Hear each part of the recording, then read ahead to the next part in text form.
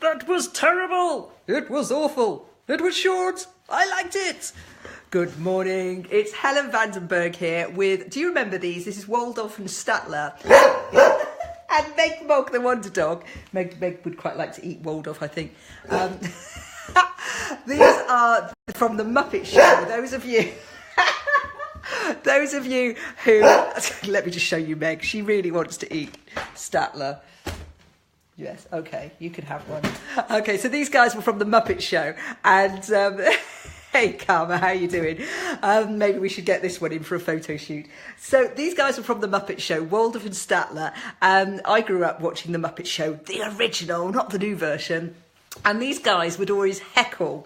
They would be sat in the boxes and they would heckle whoever was performing on stage. So you'd have them going something like Kermit the Frog would do an amazing tap dance and hey, Karma, and you'd have this one going, that was terrible. It was so green. I can't see the grass. Anyway, I wonder if you also have a gremlin like this, a little voice in your head that when you do something starts second guessing you and saying, yeah, well, you could have done better. Oh, well, I don't think you want to do that. That won't work. All of that kind of stuff. Now, interestingly, we tend to have two kinds of gremlins. They tend to be either fear of failure or fear of success.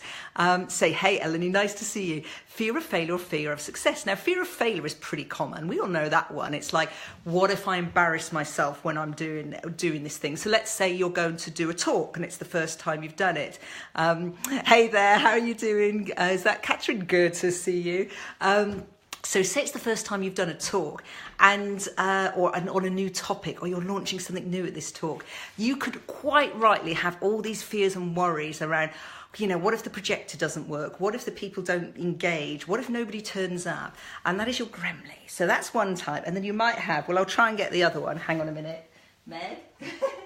Waldorf or Statler, you might have the other kind of gremlin, which is fear of success.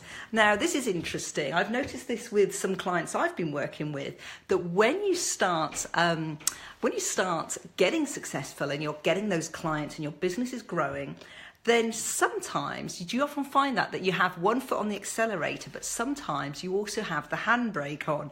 So you put a handbrake on your own success. So the thing with fear of success is that you've perhaps made some progress and then things start changing. So, for example, in my business, people who are in doing sort of sales, marketing, client attraction, mentoring, some of them have these amazing laptop lifestyles, running the business from Fiji, and it's all about the 4-hour working week.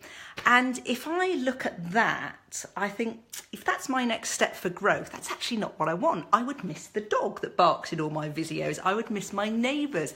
I'd miss my husband. I don't necessarily want to be on the beach in Fiji. I actually quite like my community. So often, both of them, these fears are fears around change. So when things are you're going to do something different, it's the fear of the unknown change. And when it's something that could stretch you and make, even if it's a success that would make you so much better and on paper looks so good, then maybe we could be a little bit afraid of, we could have those gremlins going, well, what about your community? What about the people? If you make so much money, will your friends still, want to be friends with you? All that kind of stuff. So what can you do about gremlins? And if you don't have those voices in their head, if you're thinking to yourself, I don't have those voices in my head, that's the voice. It's that stuff that goes on, the background chatter. So here's some very quick tips that we can use to manage those. So the first thing is, I always think, don't just think it, ink it. Another one of those cool phrases I got from probably Tony Robbins. So think it, ink it, write it down. When we keep spinning thoughts in our heads, even if they're just niggling in the background, it can really affect our performance. You really want to say what you see, write it down. And so jot down, what is the actual fear? What is it I'm concerned about here? Now, even if this makes no sense, there's something when you write, you have to engage the logical left side of your brain, so it stops you getting out of that emotional turmoil. You can either be in an emotional spin or you can be in the logic side of the brain. You can't do both at once. So get a pen and write down, what is it that, almost like as if you were speaking to a therapist, what is it you're worried about? What are the concerns? What's that niggling fear or doubt? Okay. Now, don't worry if it makes no sense. No one else is going to see this. Then, when you've done that, spend no more than 5 minutes. I'm all about getting things done fast. So let's not go for 3 years of therapy for just a little niggling gremlin doubt. Let's just get it done. So when this pops up, get right down what are the things that are in the back of your mind that you're worried or concerned about. Okay, then I would say take a break, go get a cup of tea, come back, and then a couple of minutes break, come back and look at it afresh.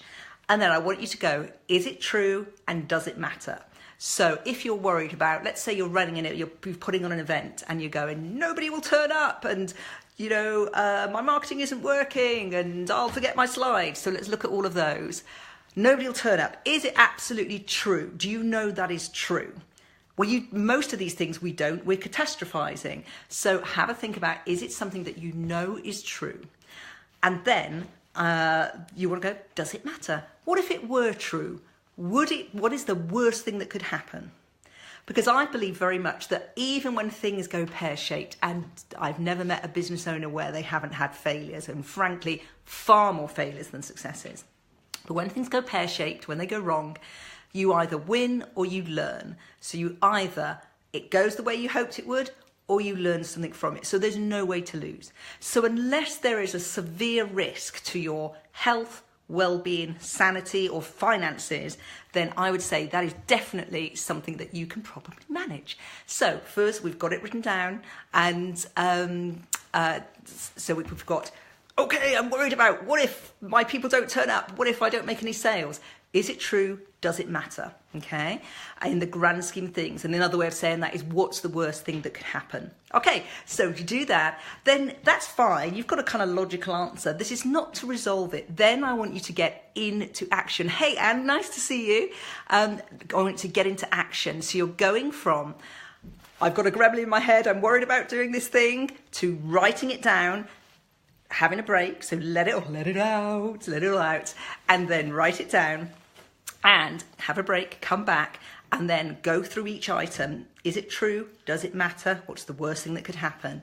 And then on balance, the next thing what you do is get into action. So when I used to run large training programs and coaching programs for big corporates, we would always be looking at what we call risk assessment. We'd be looking at what are the things that could go wrong here. So I want you to treat any of those worries or gremlins like Waldorf and Statler here, I want you to treat them as if they are just risks to be managed. So maybe you book a venue and you're running a promotional event and your gremlin is nobody's going to turn up, or I'm going to have hecklers. So let's say nobody's going to turn up. So come and speak to me. Hop on over to my group, Client Attraction Now. I can help you with ideas of how to get bums on seats for your events. But there's a wealth of information over there. So have you been doing what you need to do to fill that event? So number 2, let's say the worry is, what if I get hecklers like these guys, real ones in the audience that say, that's not true, Helen, I don't think that will work for my business, or, how do you get that data on nutrition? Okay, so that is a genuine risk to be managed. So the way you might deal with that is by pre-thinking all of those. What are the typical concerns? And if this was sales, you'd be saying, what are the objections? What are the things that pop into your client's head when you say, this is the service I have to offer, or here is my core idea? So I think that's a great way of sort of approaching it. So I think your gremlins are often your early warning system, like when a plane is flying and it's like, 5 miles over there, it's beeping on the sonar to say there's another plane approaching. It's your early warning system. So it's about getting into action. So start with, get it out, get it written down. So don't think it, ink it. Then review it. What is it real? Does it matter? Worst case scenario. And then risk management. This is just your early warning system. And sometimes your risk management, it really is stuff that is just in your head that you can't control. What if I forget all my words or stumble over my words? Well, there are still lots of things you can do about that when you are in action. So let's think, what are the 5 things you could do to prevent or to minimize the risk of you stumbling over your words and making what you feel is a fool of yourself? Now, first one, have good notes. Number 2, rehearse. Number 3, have a friend in the audience that can prompt you. Number 4, don't give a damn. Actually, people really warm to people who are normal and human. You don't want to be so slick that it seems plastic and cheesy and salesy. So you could just do some mindset work on, being okay with being human. And number 5, let's say we've rehearsed it, we've got a friend in the audience, we've got great notes, we've done a little bit of work on it's okay to be to make mistakes, and actually that is endearing to people. Number 5, I would say do some affirmations about focusing on the result you want, not the thing you're worried about. Now, frankly, if you do all of that, I guarantee you will perform better than if you had perhaps just stayed focused on what you don't want. You know that what you focus on, you attract. So let's make sure we're using those gremlins as our early warning system, and you don't have Waldorf and Statler dissing your brilliant work, whether it's something from the past or whether it's something that you're doing in the future. But they are brilliant. I want you to welcome your worries and your gremlins. They are brilliant early warning systems to say, yes, you need to think about this. Yes, I do. So I would love to hear what are your gremlins and how can we help you overcome them, and what are your techniques for getting over when you have some of those self-doubt stuff coming into your head. Just put comments below, or why not hop on over to my group, which is Client Attraction Now, here on Facebook, and you can throw in your comments and meet an amazing community of supportive female entrepreneurs where they can actually also, it's a place where you can be safe and say, yeah, sometimes I feel like that too, but you could also get the resources and support to rock your business and get back on track. So have an awesome day, everyone. It's nearly the weekend, so have a brilliant, fabulous finale to the week. And from the 3 of us and Meg Mog the Wonder Dog, who's down in the basket, have a great day. Bye for now. Bye.